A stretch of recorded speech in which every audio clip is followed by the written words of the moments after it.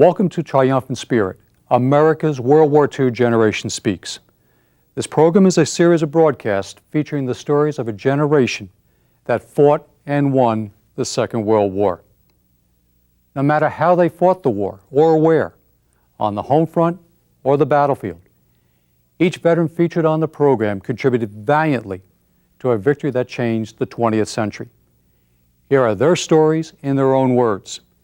They are stories of actions and deeds that not only helped shape the outcome of the war, but the very world we live in today.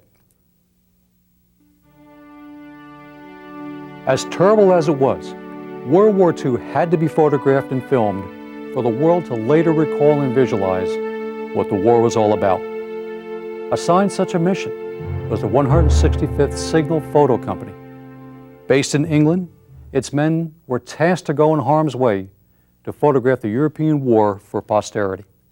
This was no small task, and within this unit alone, at least 2 were killed performing their jobs, and several were wounded. One member of the 165th was Meserlin, and when in France in 1944, he was selected to record the war in photos from a unique vantage point. He was selected to be General Dwight D. Eisenhower's personal photographer.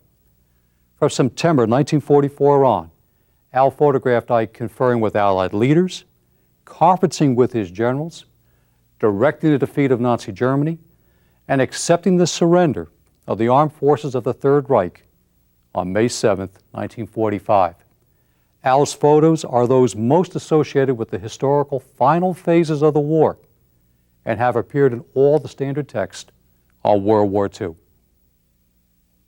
In our outfit were many photographers that were better trained and experienced than I. There were old newspaper photographers, movie men, still men from Hollywood. But I heard a story later on. I have a picture here of a group of us in Paris that when we took Paris, of celebrating in a room, and all of us were, I shouldn't say drunk, but we were feeling good with champagne. And in walked our CEO, Captain Gallister, I think it was, and the fellow said that he wanted somebody to go with Ike, and he said they picked Al because he was the only one sober. That's the story, but I don't believe it. But Ike was a man's man. I often said, with a smile and a look on his face, he could have been in Hollywood, except for when he did get mad, you darn well knew it. He never asked me to take a picture or pose, or only once or twice he posed for me, and one was at the surrender, and one when he got his 5 stars. But he never bothered me, and I was just like a paparazzi. My camera was in his face no matter where we went. It was hard to say. Every day would be different, you know, and it was hectic because if Ike stopped the Jeep or his car and talked or interviewed some soldiers, GIs, and autographs, I would get a picture of him autographing and talking to the GI. In the meantime, I'd quick run up and he walked away, get the soldier's hometown, where was he from, and then his name. And you'd be hectic because Ike would be talking to somebody else and you didn't want to miss that picture.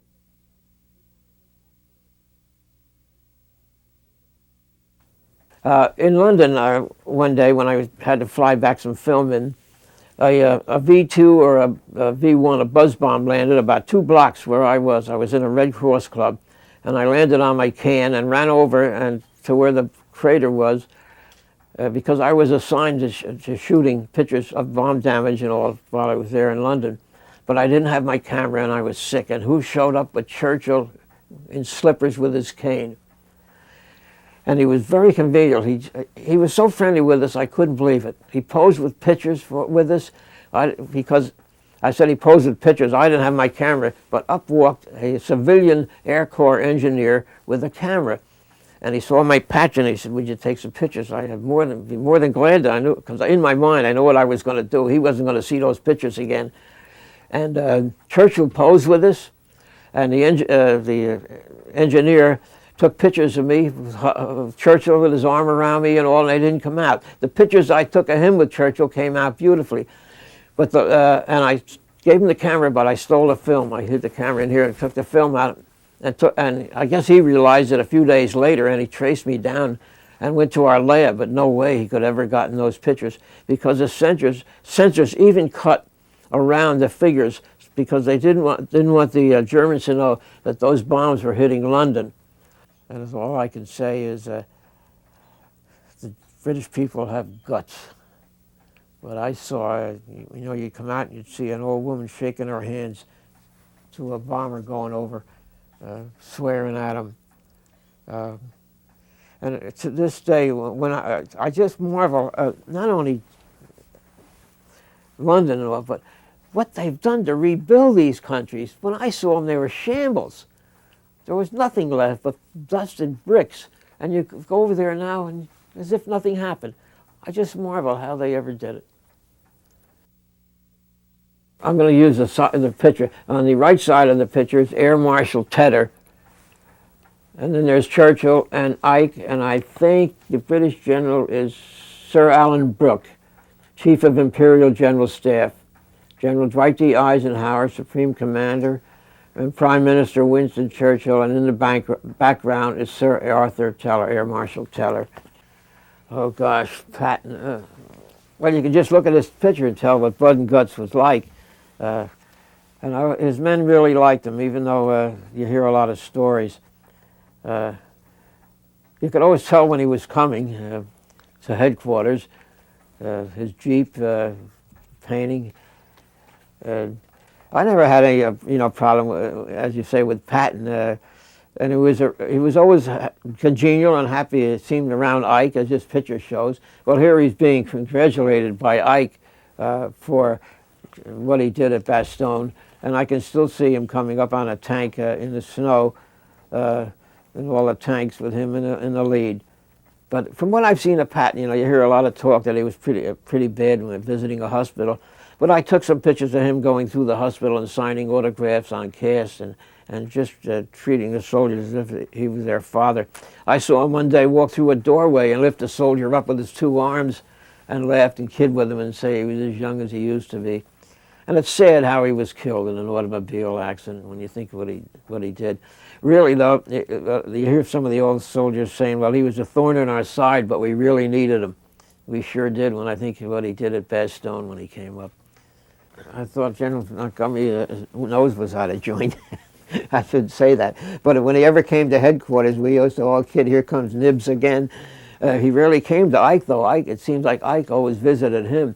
And this was in Belgium at Monty's headquarters in a tent where they conferred. And just after this, they went to another tent. And Jack and I, the movie man that I was with, Jack Howe, stood behind this big desk. And behind that was Ike and Montgomery. And Ike walked in with Monty and stood behind the desk. And all of a sudden, Monty says, "Are they all yours?" And I turned around, and there must have been about 30 or 40 newspaper men and photographers, and I was so glad Ike, because we were, the two of them, Jack and I were right in front of all them, and Monty says, when he said, "Are they all yours?" And Ike says, "No, only those two," and I said, "Oh boy, good," he gave him the needle. Jack Howe was a movie man. We worked as a team. We were trained as a team to work together, a movie man and a still man. It's ironically that Jack and I always try to have each other in back of any picture we were taking in hopes that it would be on a newsreel or in a newspaper home that our family would see us. This is a picture taken of D-Day. You can see that this is Captain Wall, bent down. He was shot in the leg, lost his leg. And here are two of the fellows in the 165th and another one. Now, I don't know who these people are, but these three individuals were in my outfit. And offhand, I can recognize them, but I can't think of their names. And he was a CEO of the 165th being dragged on the beach on D-Day, June 6, 1944. He was one tough captain. He was tough. If we were on a hike and there was a stream and a bridge, well, we had to walk through the stream, not over the bridge, and that was typical of Captain Wall. Well, this is right after the Battle of Bastogne. I think we had a picture of Patton and Bradley and Ike, and this was taken, and he's just looking at the ruins of Bastogne after that. You can see from the background, and I've often said, not only in this city this size, but in these little villages throughout the country where we went through, nothing but shambles. And I've often wondered where these poor civilians went or what they did. But this is Ike after the Battle of Bastogne. and the bulge, and just looking things over. One time in Paris, when we took Paris, I was on a street, and darn it, at one end was some soldiers shooting at some Germans, and I was stuck in between them. I got under a car and laid under a car, and when I got out, one of the Germans must have dropped his pistol, and I had it and I brought it home with me. It all started with me, I think. It was, I think, the 5th, where we knew something was going on. And I don't remember the exact dates when Jodl flew in to the Reims airport, General Jodl, he was the one that was to sign. And I can still remember being driven quickly out to the Reims airport and got up when the C-47 arrived with Jodl, and got a picture of him getting off the plane, walking across the airstrip and in his car. I shot 3 pictures there real quick. And every picture I think I shot of him, he gave me a dirty look. He was a typical German general, I guess from the old school. He wore this long gray coat, and I'll never forget, I shot a picture of him sitting in the car before it pulled away, and he gave me the dirtiest look. But then the surrender, negotiations really went on a day or two. The surrender was signed, I think, late on the 7th or May 8th, when it was, they announced it that it was over, but I think it was really signed on the 7th. And we were called one night to get quick over to headquarters, and we went to the they call it the war room, where all the maps were, and that's where the surrender was signed. And here are all the Allies. I did not join in signing the surrender. He had no part of it.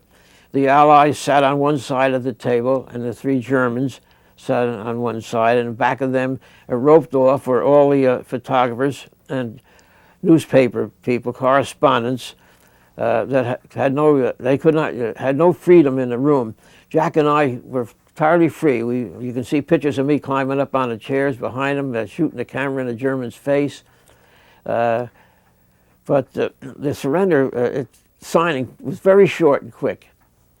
And I'll never forget that after the Allies signed and the Germans, Jodl signed, and Friedeberg for the Germans. Friedeberg later committed suicide, and Jodl was hung after the Nuremberg trials. Right after the signing, Jodl stood up and asked, in a sense, I don't remember the exact words, if the German people could be treated fairly from now on after this surrender. And it fell on deaf ears, I'm sure, after what they knew about the atrocities that what happened in the camps. And then the Germans were taken into Ike's office, and Ike laid the law down to them that, you understand, this is an unconditional surrender, and abide by everything that's in it and do what we say, and that's it. And they walked out, and then Ike held the 2 pens up with a big smile on his face, and I've got several pictures of that, and him with the biggest smile. And then he and Tedder gave their speech to the world right after it. Many times I often thought, how could I end up being little me in a surrender room, photographing the surrender? And as I said before, my wife and I were taken back on the 50th anniversary of the surrender, to visit for the ceremonies in Paris and England. And I was taken into the surrender room. And it's all sealed in plexiglass. And it's just the way it was the night of the surrender. All the papers are there exactly, and there's only one way, and very few people are ever allowed in it. I was taken in it, and the NBC or ABC was in there with their camera. Followed me, and a little Frenchman came in and asked me if I'd sign my autograph. He must have thought I was one of the generals or something that signed the surrender, but no part of it. The one I like is the one of him sitting in the Jeep. That's typical Ike with that little smile on his face. And he was so easy to photograph. And as I said before, you could see how close I was, and he never said a word.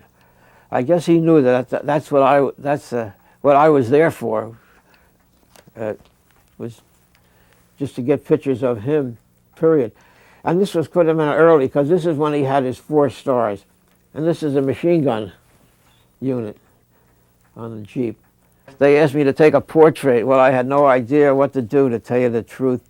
And I needed another lens. Somehow the lab got me a better, a longer focus lens.